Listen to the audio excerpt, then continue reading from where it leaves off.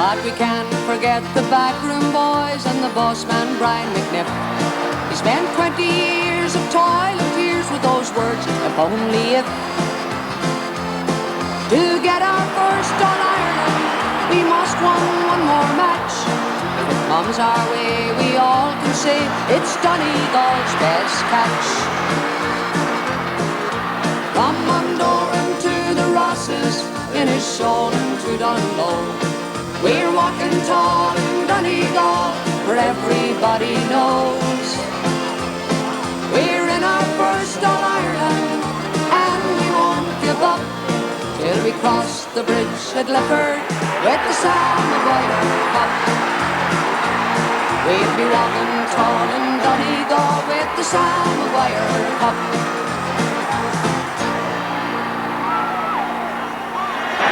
Knocked away, protected by Dublin. Knocking it down to their wing forwards and corner forwards. Dizzy foul to Vinnie Murphy, to the inside. Oh, what a marvellous goal! Vinnie Murphy! Anthony Molloy getting the support there from Matt Gallagher. Not the tallest of full-backs, but an effective one nonetheless. James Murchú, his side trailing by 2 points. Is it to be another disappointing day for Donegal? Not if Martin Murchú has his way. Manus Boyle comes down. Flanagan fisting it away, but only as far as Boyle again. This is a chance.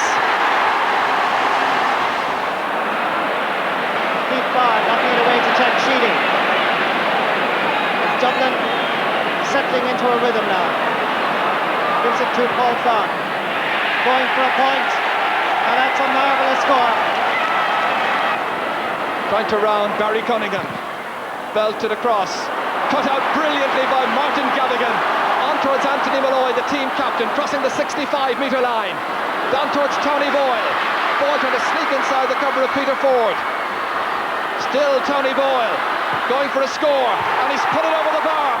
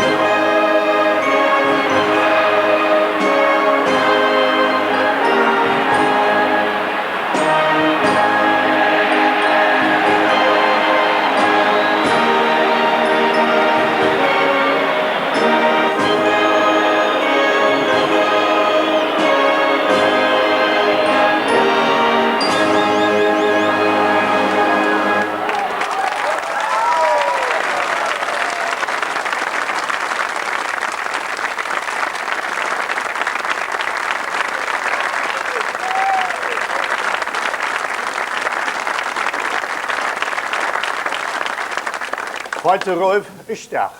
Ladiog Nochado All-Ireland football final on tomorrow.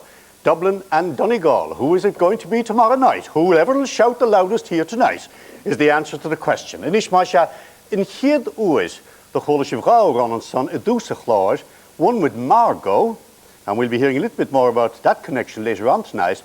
but the other one was by Pete St. John, a new song about dubs. And I think that's the first bowl of boss of the night for the two lovely songs at the top. There you go. Very smart shot.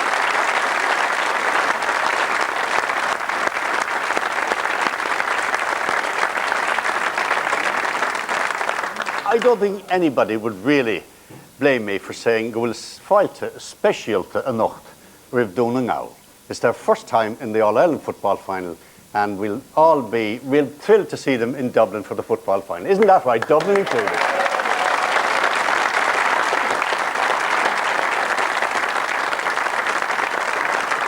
Now, to dispute with me the relative merits of the two teams, we have the chairman of the Dublin County Board, Con Clark, and that's a wonderful office to hold.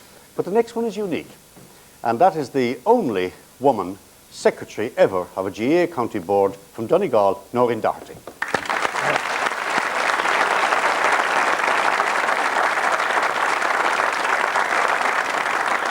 Well, Noreen, that is a unique distinction, the first woman secretary ever of a county board. Do you think perhaps you might have another unique distinction tomorrow night? We're hoping, Liam. We're hoping we'll make history tomorrow in Crow Park, bring Sam back to Donegal.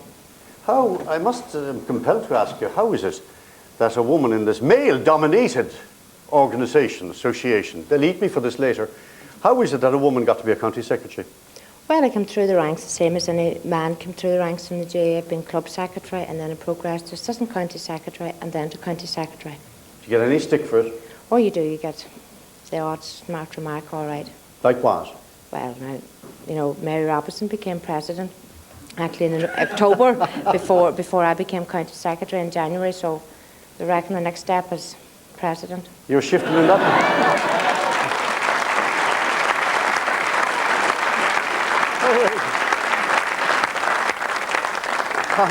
Don't think you're very saucy after the one chance at the All-Ireland. Con, what about that? For God's sake, Con, come on. You wouldn't begrudge it to them. No, I'll tell you something. I said, I came in here, you set us up now from the very start we came in. First of all, isn't it great to have them here? We'd all give them a bowl of boss. The first woman secretary, poor sympathy. Dublin should hand it over to them. For God's sake now, give us a break. What about it, Con? You're not going to give it to them easy anyway. No, it'll be a very difficult game for either side. I've no doubt about that.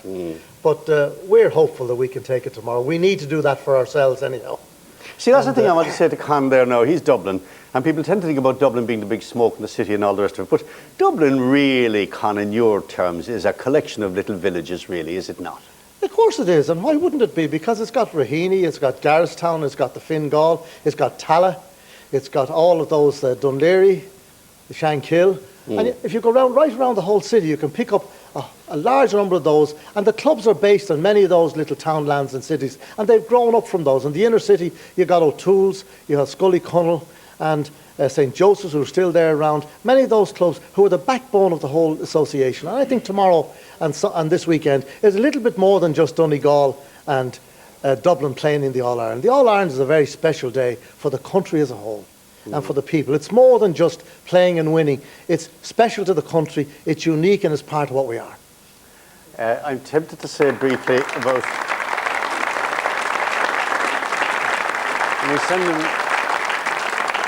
We send them our good wishes indeed. I gather he wasn't well lately, Tim Manny. We'll hear more about that later on tonight from his brother Dennis. But Tim has a great story about the two kids who met up at Binns Bridge. And one of them said, little Dublin kids, they said, we'll go up down to Croker today, he said. And also the other lad, we'll go up to Dalymount. He said, up to Dalymount, see a real game, soccer. Up to Dalymount, see, no, said the other lad, we'll go down to Croker. He said, Dublin is playing. I said, that's not Dublin. He said, that's a crowd of cultures from Clontarf. Now, Masha, I mean, she's and so. Good day on Loch Easterte. And there's an illustrious, where's Al Banham in the Loch Easterte? Where's he over the other side, is he? Al, what is that regalia you're got up in the name of the Almighty God? Well, I wasn't sure where I was going to sit, Liam, so I wasn't going to be kind of You're one side or the other. I'm impartial. Is that coming up rightly? Well, Liam. Is that coming up rightly on the shot? Stand up till we get a good look at it. Bowl of boss for both of them.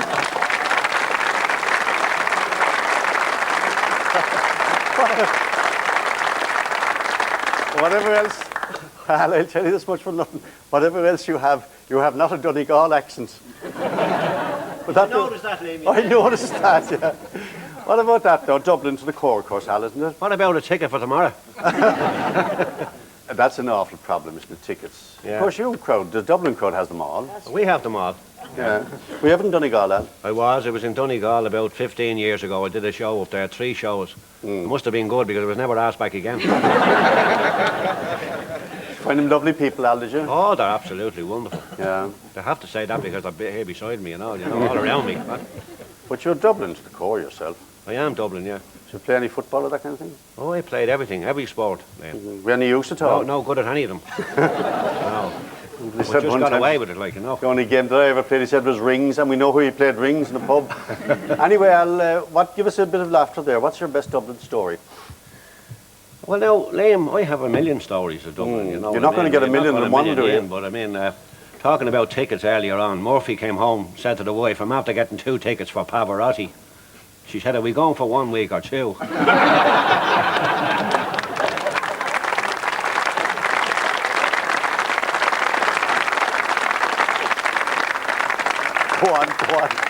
Go on. Well, Murphy is a good character, you know. No, sure, I'm him. I know you are. Go on. That's why I picked him out. No, Murphy was a character, you know. Murphy came home from the pub one night and he said to the wife, he said, do you know that our milkman is going around telling everybody that he slept with all the women on our street except one? She said, that must be that old snooty one in number 11. Wait,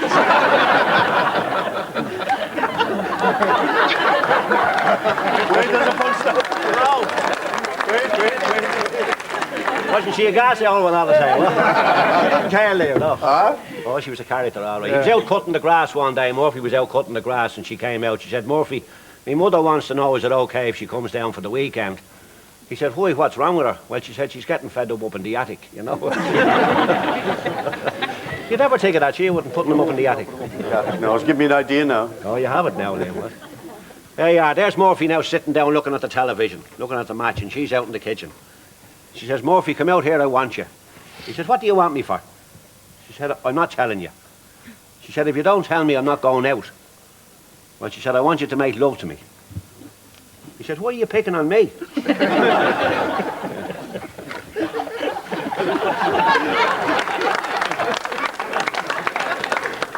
All right. She said, I'm doing a 3-minute egg and I want to time it. I knew there was a punchline coming. I knew there was a punchline coming. I just want to say a brief word, please, to Pete St. John, Peter Mooney, Pete St. John, one of the great songwriters of our time. Dublin in the rare old times, Fields of Athenry.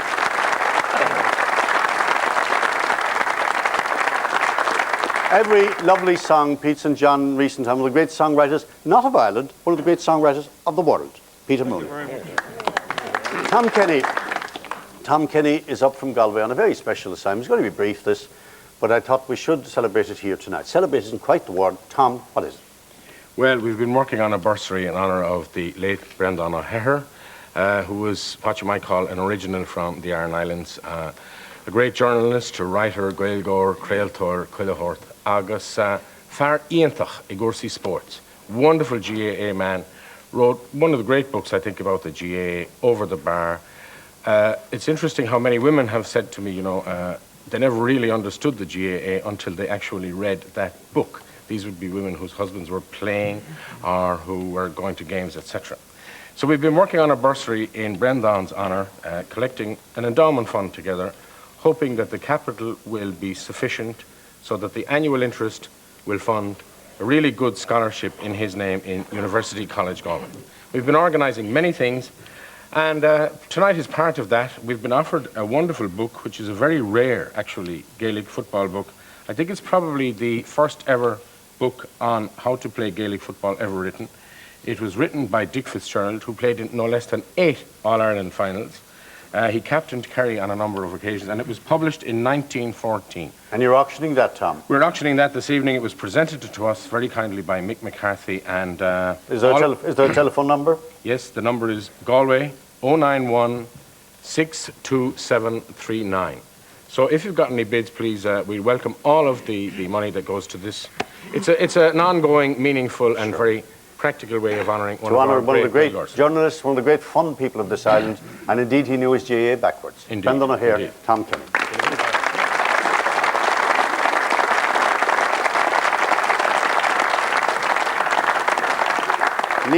Needs no introduction. Top of the pops the other night, but come all the ways across the world to be with us here tonight from Australia, Daniel O'Donnell.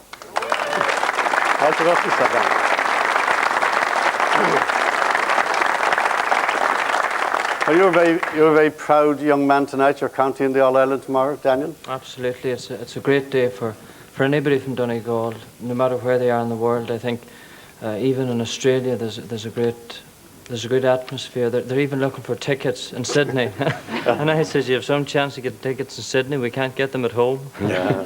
But it's wonderful. It's great to see. I think for a long time nobody reckoned Donegal. They thought we'd never get up here. But here we are now. Even though we have no motorway, we still made it. It's a long way for you, Daniel, from King Costla, if you can right in saying, isn't that right? Right. I'm right out on the west coast. Yeah. And it really is great. We hope, I hope things goes well, but if for some strange reason, if they wouldn't, I'll tell you, St. Anthony's revenue will be well down next week. Okay. Well, now, Daniel O'Donnell came to us all the way from Australia, and he has really a lovely song. I've heard it here in rehearsal today. It's a lovely thing, really. Destination Donegal. Daniel O'Donnell.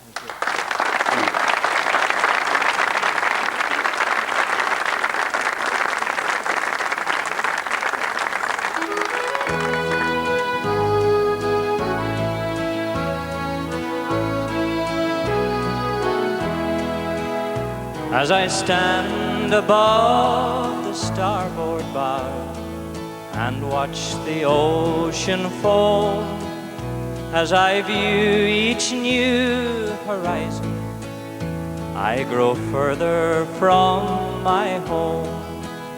I'm sailing on a foreign ship that's bound for Montreal, but I'll view the world and make my destination Donegal. I would make my way from Malin to Bundoran, through Raphoe or Port Salin down to Killybegs, by Creesla and Dunlow. I'd wander round by Barnesmore Gap, on everyone I'd call, there beyond the blue stack mountains in the town of Donegal.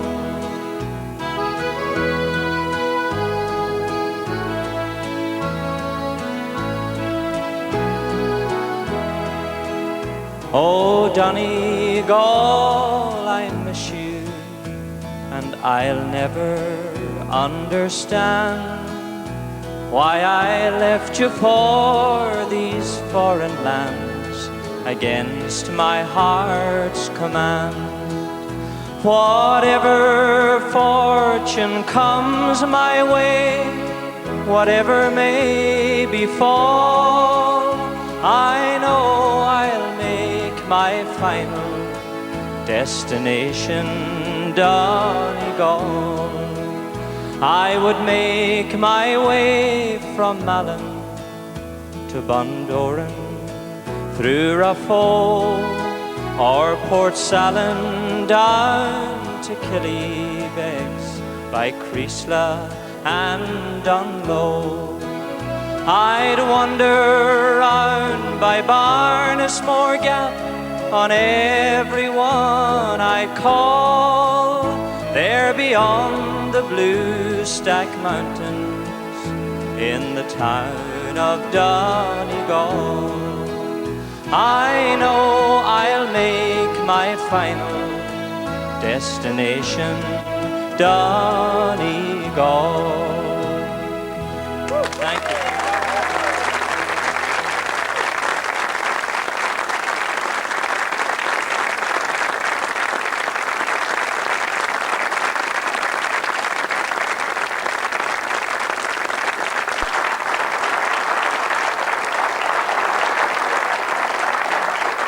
We're listening to Daniel O'Donnell there, and his destination was Donegal.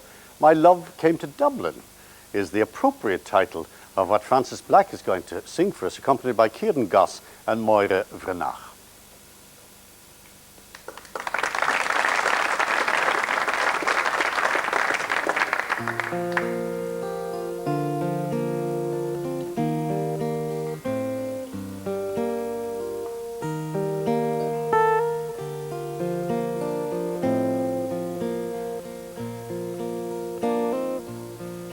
Well, my love came to Dublin one fine Sunday morning. My love came to Dublin to honor me there, and he wore a blue bonnet around his blue hobben, and I wore a bangle of gold in my hair. Now the leaves, they are green on that bright Sunday morning, but now they are falling, there's leaves in the bough, and I never asked him to buy me a ring. Fall down very lightly, there's leaves on me now.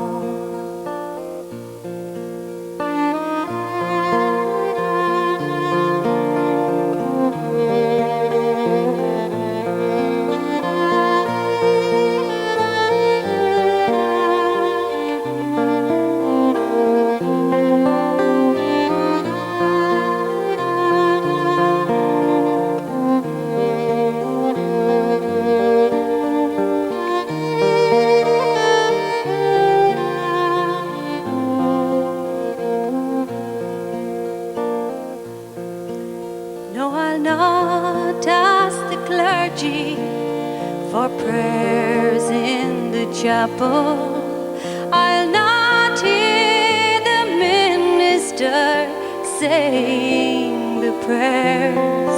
I'll go down to the river, to the leaves and the branches, and ask them to raise up their arms for me there. And I'll make him some shoes of the finest green leather. I'll make him a cloak, the finest you've seen, and he'll walk like a lord through the city of Dublin, and I'll walk beside him in mantles of green. Yes, he'll walk like a lord through the city of Dublin, and I'll walk beside him in mantles of green.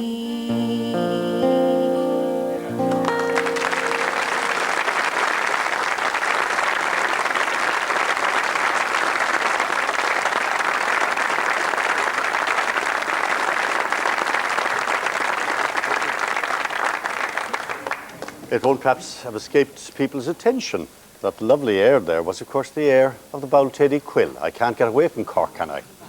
And in any case, that little group will be touring the country, Cork included, in the next few months, and they really have very lovely, lovely sounds. Now then, b'bhaile mo chuoine uisle go bhfáilteach sibh ribh tánaiste an tara na Gaeltachta agus ar a cosanta, and a great footballer in this time, John Wilson. Bhfáilte ribh iste.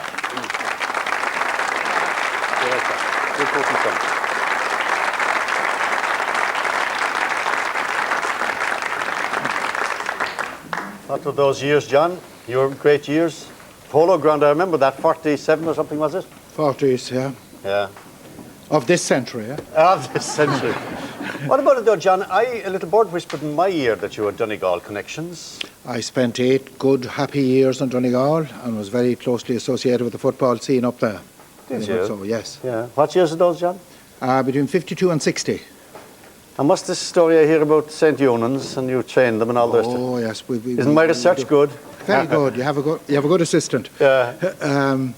Did, and I had the privilege of training the first Donegal minor team that won the Ulster Championship.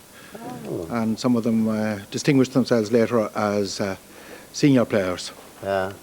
And some of them distinguished themselves as musicians. Two of that team, Eamon Monaghan and Paul Sweeney, were in the Royal Show Band. Oh, for God's sake. They got no music from me, though, I regret to say. How about it, though, John? I mean, it's a tough stint. There is no doubt about it. It's one hell of a tough stint.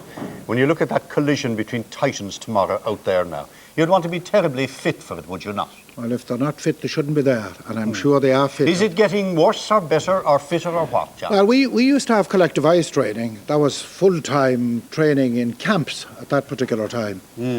But then transport was much more difficult at that time. I think there was great emphasis. We used to have a physical culture man from the Curragh training us from the physical education side of it, and then we had the football as well.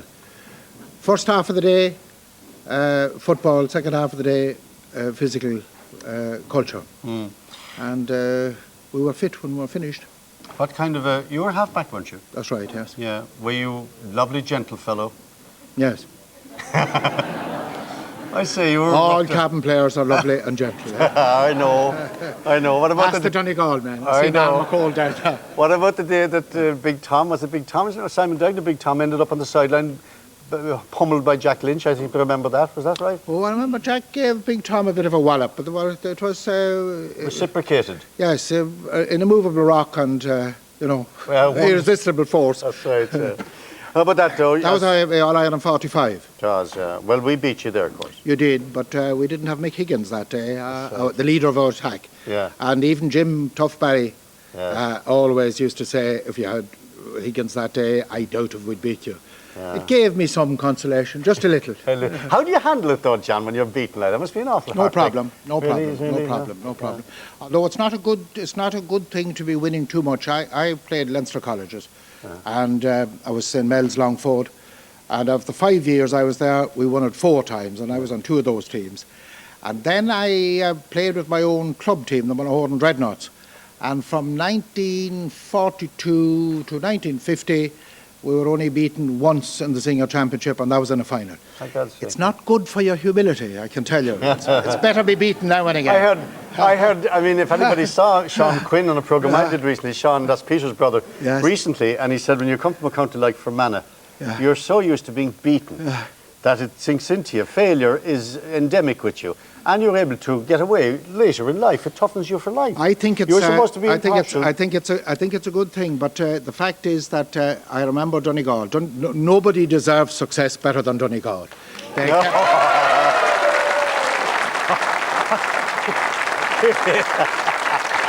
I'll tell you why. I'll tell you why. I'm prejudiced. I'll tell you why, though. No, I have to remind you. I spent my time now, Taoiseach, part of it as a civil servant. Yes. And it was my business to keep ministers like you on side, right? I know that, yes. Now, you were meant to be impartial, right? Okay? Now, all proceed. over the years, they have been defeated. And remember, Hugh Daly was the secretary, this good lady's predecessor, secretary of the Donegal County Board, and I used to say, Donegal's day will come. And he said to me, but who'll be alive to see it? Agus Neil Chebio, the energy of But they played, the great supporters.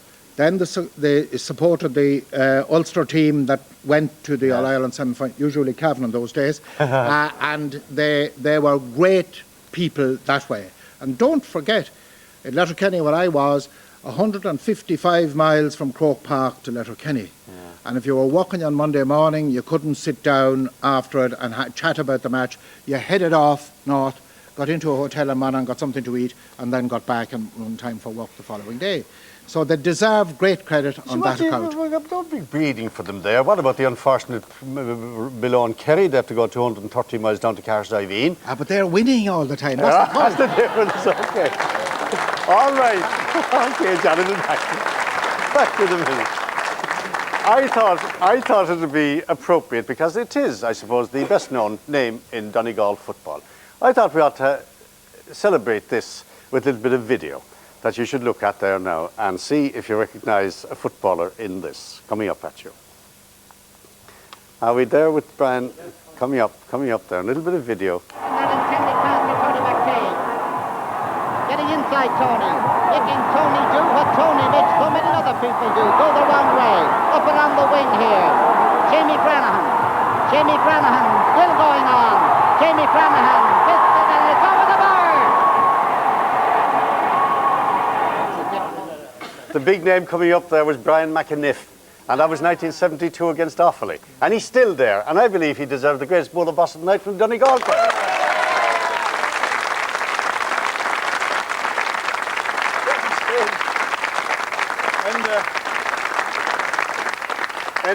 And the Cunningham there, tá fáilte rotan sa henda, specialta, agus tá rud specialta gwaile se var sunnish. You tell me, why am I telling people? You tell me. Well, I had the honour of playing both for Dublin and Donegal. My God, that's an unusual thing now. Did you win with either? We did, yes. Played with the Dubs. The birth of the Dubs in 1948 with Kevin Heffernan and Jim Tunney and Snitchy Ferguson and all that gang. And they won the All-Ireland Junior final that year. Yeah. So I think it was 1952. I was lucky enough to get on the Donegal juniors, and they won the Ulster final. Yeah. We were beaten by Meath down in Navan, unfortunately. So there you are, Dublin and Donegal. He's divided loyalties tomorrow. I think I know where he's from, who he's going to be for. Am I in any doubt? No doubt about it. No doubt about it. I just want to say a brief word of welcome to Pat the Cope Gallagher, Aaron O'Gailtock, the fight special to road. August of Lang, the will start that with Féna Govalde. Fight special to Rumpasud. And lest I be accused, bearing in mind my own caution earlier tonight about being an ancient civil servant, I also have, he's Fianna Fáil in case people don't know. That is Dinny McGinley of Fine Gael. And how fight the road, said Dinny. Pat, what's your hopes for tomorrow? Well, we have no doubt. I think I'm a supreme optimist, and the fact that Donegal have never lost on All-Ireland before, it's a good sign.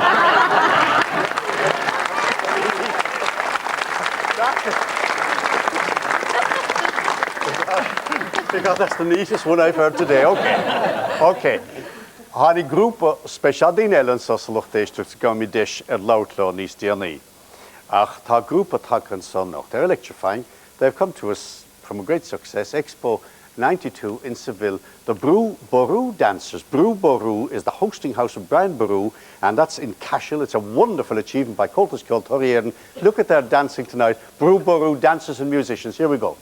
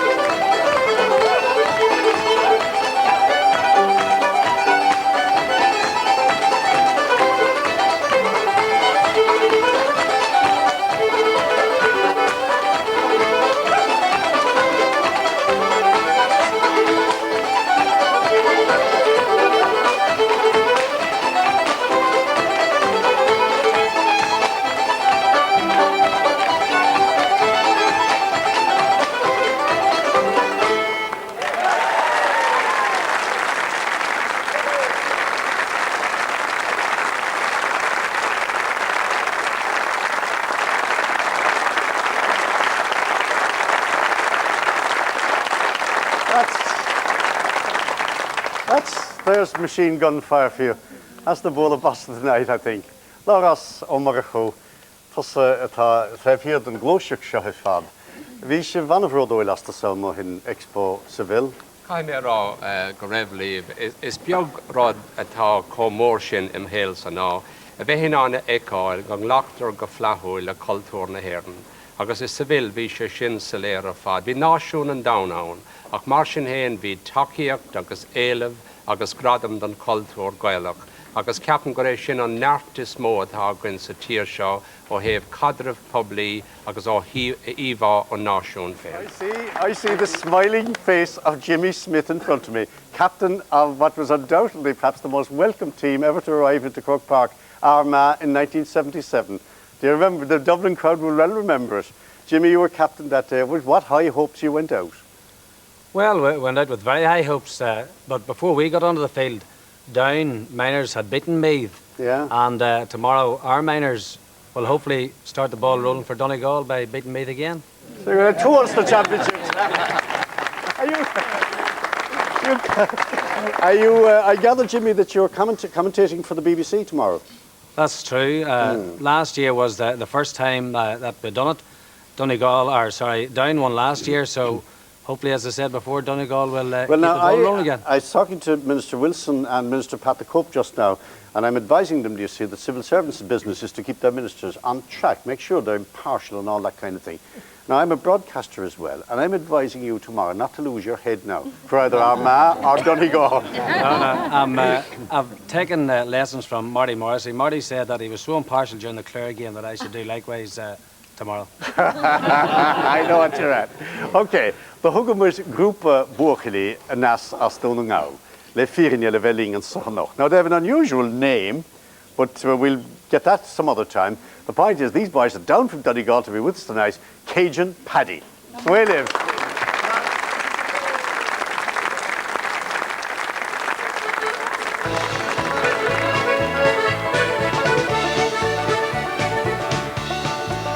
Been up in County Donegal is not like all the others with their backs against the wall. 300 sheep and a dairy herd and a lovely white Range Rover. How he longs to get his picture in the Farmer's Journal. Oh, one day Pat was thinking and he got himself a plan. He bought himself a prize bull that was famous to the land. He won first prize at the local show but while posing for the picture, the bull made up with her and Pat and his bag at the Rex was ruptured. Let's hear you. Oh, he wrote to B.B. Baskin and the parish priest to Kells. He wrote to Maggie Thatcher, but she told him go to hell. Now the IFA are worried, and by God, sure it's no wonder, 'cause Murphy has to get his picture in the Farmer's Journal. Come on, Donegal!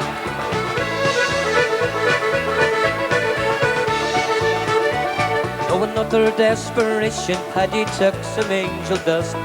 He thought the life was hopeless and to end, and now we must. But his body started shaking as the sweat poured down his brow, and he changed from Paddy Murphy to a lovely Frisian cow. Swear to God. Now he wrote to B.B. Baskin and the parish priest and cows. He wrote to Maggie Thatcher, but she told him go to hell. Now the IFA are worried, and by God, sure it's no wonder, 'cause Murphy has to get his picture in the Farmer's Journal.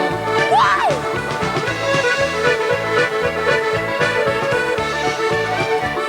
Now the moral of the story is simple, but it's true. Sometimes you think that life is dull and that never shines for you. Just don't do something silly to make it more exciting, or you'll end up like Pat Murphy eating grass instead of bacon. The last I heard of Murphy, he was doing rather well. He fetched 5,000 guineas and a dairy show in Kells. Now the IFA are off the hook, they're finally out of trouble, 'cause Murphy got his picture in the Irish Farmer's Journal. Yes, there's a lovely Frisian on the front page of the Farmer's Journal. Wow! Come on, Donegal!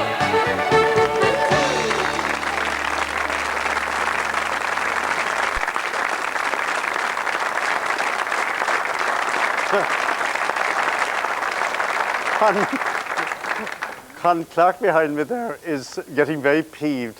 He's saying, Donegal for the holidays, Dublin for the Sam. That's what he's saying, okay. Now, without question, who's from Dublin is John Sheehan. He's from Marino, actually. And that's beside Parnell Parker, the Dublin team chain. And he has with him Aisling Drury-Burton and Michael Howard, and they're going to play a song written by John himself, and of course it is the Marino Waltz. John Howard.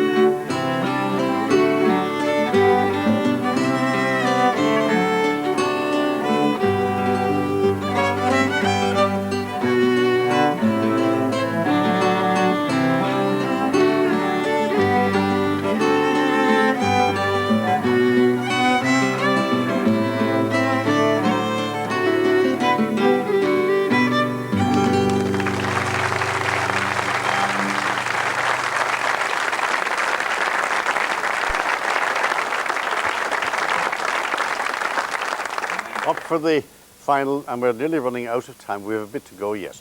Bailim go bháil tuach siomh ord stúr hóis an chumann lú clas goil Liam Mulville. Chan Liam. Hi Liam. I'd say now, Liam, the dirtiest word in your life is the word tickets. Not at this stage, Liam. It's really all over now. But it has become very bad. In fact, people are beginning to say to me, every year we hear you're talking about that it's getting worse. And I think maybe it's my own age that I'm just not able for it anymore. But certainly it does appear to me to be getting worse every single year in recent years. You could sell 100,000 tickets in. We could, and that's one of the great problems that we have. People said to us quite recently that we were just going through a trend, and that might soon be over, and that there were times when county secretaries had to go around trying to beg people to take their All-Ireland tickets. But I think the interest in our games is so high now, I think it's going to continue, and that's one of the reasons why we're talking in terms of attempting to increase the capacity of Croke Park. With the new project, the new stadium and all this? That's right, yes, but then that's another day's work. That's another day's work. 100,000, we have only 120 seats, by the way. I should say this to people in this studio. And at least Liam has 60 or 70,000, I don't know what the number is, but we have only 120. So please, our apologies for not being able to fit everybody in who wrote us our thanks for their interest. We couldn't fit them all in. I want to say that. John Wilson, I want to bring this back to you briefly to say to you that, you know, isn't it a stunning fact that that cup that we're looking at there, the Sam Maguire Cup, all of that enormous interest surrounds a man who He was at Dunmanway, was he not? What That's was he? right. I knew you'd arrive in Cork at some particular stage. But, with apologies to Kilkenny, by the way. The best team won. Okay. I had a long chat about Sam Maguire with Canon Salter in the not too distant past in Cork. Sam was a Church of Ireland man from Dunmanway, was very heavily involved in Irish activities in London. And it is a wonderful tribute to him that the Premier Cup, with due apologies to Kilkenny, that the Premier Cup in Gaelic Games is named for him and will continue to be named for him. He was a wonderful person. Has it significance, a wider significance, John? Slightly wider significance in the contemporary scene and all the rest of it, you know. I mean, this was a quintessential Irishman, was he not? That's right, a quintessential Irishman and Corkman, and that's probably an ascending order of importance. Yes. He won't let me alone, you know. The fact is that he was of the minority faith, which is irrelevant really as far as the game is concerned, but he was fully committed not merely to Gaelic games but to Gaelic culture in all its aspects, and to Ireland. Mm-hmm. And I think it has particular significance. At this time especially. At this time, yes. Liam, have you any problems tomorrow? I hope not, Liam. Just one thing I'd like to mention to people is the importance of being. There has been some talk about ticket touts, and unfortunately there will always be the odd person with us who will part with the ticket because of being offered big money for it. There are a very small number of people, but I'd just like to say that people should be very, very careful before they do part with their money, because we had talk of ticket touts last year having tickets for sale and having a lot of tickets for sale, and it turned out that there were forgeries. And we'd just like to warn people. How do we know? We'd like to warn people there's a special silver foil with the words valid that appear on it on all tickets for the game, and nobody should buy a ticket unless it is clear that it is a valid ticket, that it has this silver foil on it. Because we don't want people to be disappointed and not get into the game who have paid a lot of money. All right. Now, what I would like to say, thank you very much, Liam. That's important for people to know that. Now, we're getting on towards the end of the show, but I just wanted to show a bit of videotape at the very top of this, because it celebrates a noted Dublin footballer. Can we have a look at this now, please? A little bit of video. For the senior game. The Dublin team comes on the field. Maurice Whelan, Carl O'Leary, Seamus McGuinness. And the lads from the Kingdom, led by their captain, John Dowling, Sean Murphy, Tom Costello, Dennis O'Shea, and their trainer, Dr. Eamon O'Sullivan. Dublin captain, Dennis O'Mahony, and the skipper from Kerry, John Dowling. And so the game is on. And before the band could get off the field, Kerry were in the attack to such an extent that Tiggy Line had sent over the first point of the game for Kerry.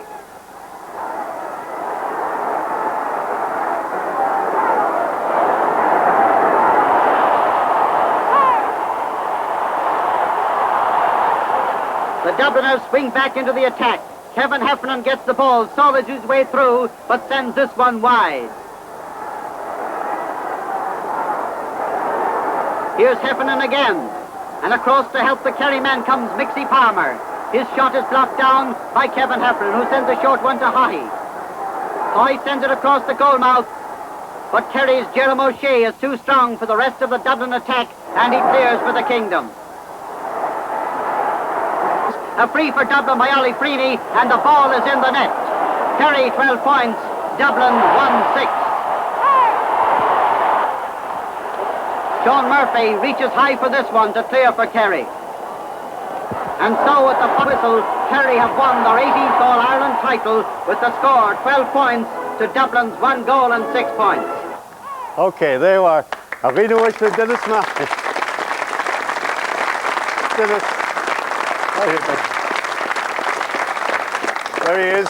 Wasn't he beautiful to look at in 1955? Dennis Manny, Dan O'Mahony, the Dublin captain of those years. What about it, Dennis? Was it a rough? Yeah, it was tremendous. I was just thinking there with the Taoiseach speaking, though, so impartially. Yes. And, a couple of years later in 58, we played Derry in the final. And it was the time they were rebuilding the Hogan stand. So all the cabinet were put together in the Cusack stand to watch the match. I see. And one of the former Minister for Defence, a great dub and a great man, Kevin Boland, was with the cabinet. So I was beside him at dinner that night, and he just told me the lovely story. He said, "I've never seen the cabinet so united until Derry got the goal." That's lovely, Derek. You never got a medal, Janet? You never got an All-Ireland? Strangely enough, I got one. I got a minor medal, and I remember saying to Jack Lynch, you know, I got a medal the same day as you won one. And he said, how? Well, I said, I won a minor one that day. Oh, he says, oh, is he won then? Was no, but I probably had a lot more fun than people that did. Yeah. I've no regrets. Des Foley, there on Paddy Holden, some of the great Dublin footballers along the line there. There's one special connection, though. I'm coming to him. One special connection here, and there's Lark Foley, one of the Dublin footballers, but there's one special connection because the captain of the Kerry team that day, John Dowling, his daughter is married to Jimmy Deanahan, one of the great Kerry footballers. Could we get a quick word in about that, Des?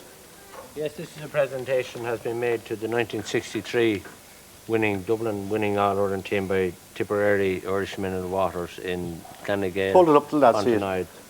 Lovely thing. Piece of glass. Each member of the team will get it. They were young lads then. They're still young. You can have a look along them there. That's right. I'd like to call up. Okay, that's what you want to get across your. You want to talk about that? We have to get back. You have to get back It's a great pleasure to be on the show. We have to move and get back to Donegal. Paddy Holden. I have to look at Paddy Holden's. Yeah. What a good-looking fellow he was once, and God damn it, he was. And he was so dangerous, you know. He really was, Paddy Holden. Well, Lara was saying before we come in there, should I say to you, Liam, that Lara was saying that the makeup people had to work on powder, they'd be busy. Are we going to have a chance, Ty, to look at the video of Brian Mullins? Okay, let's see the video of Brian Mullins very quickly. And here we go. Dublin ball. Taken by Brian Mullins. Anton O'Toole.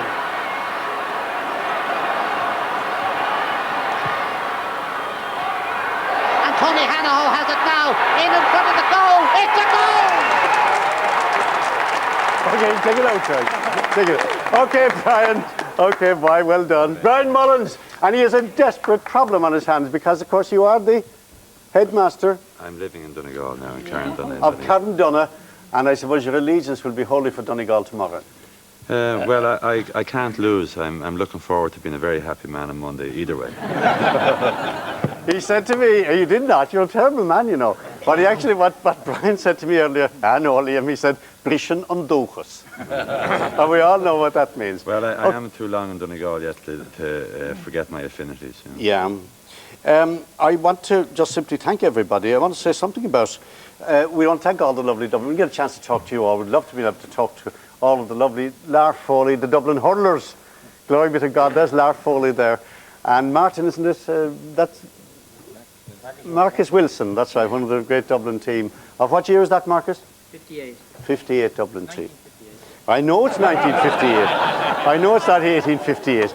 Okay, we're very near the end of the show. But before we wind up here tonight, I would like to be able to say that we're looking forward to an almighty game tomorrow of Titans. We're all impartial, aren't we? But all those mighty little villages around Dublin, Keith Barr in one of the papers today says somewhere or another, he said, you know, I'm still Keith Barr from Finglas. And that's a boy talking with Dublin pride. Am I right about that? Yeah. Anyway, I just simply like to say that I'd like to thank Liam for coming here tonight. I'm tarnished to John Wilson, the great illustrious footballer in this time. Noreen, the unique county secretary of Donegal, and Con, which being impartial, you know, Con, that there's 31 counties against you tomorrow. No. But it won't be unlike Dublin to be able to deal with that. No problem. I'd just like to be able to say finally that Oliver Barry's golf course out, the Dublin County Golf Club, ran something today for the Somalia GAA Golf Classic. And they made Babs Keating's team won. It's a bad omen for hurling. They're going to beat us next year in the Munster final. and they collected 10,000 quid out there today for Somalia. I thought that deserves a bullet back. Very smart shot.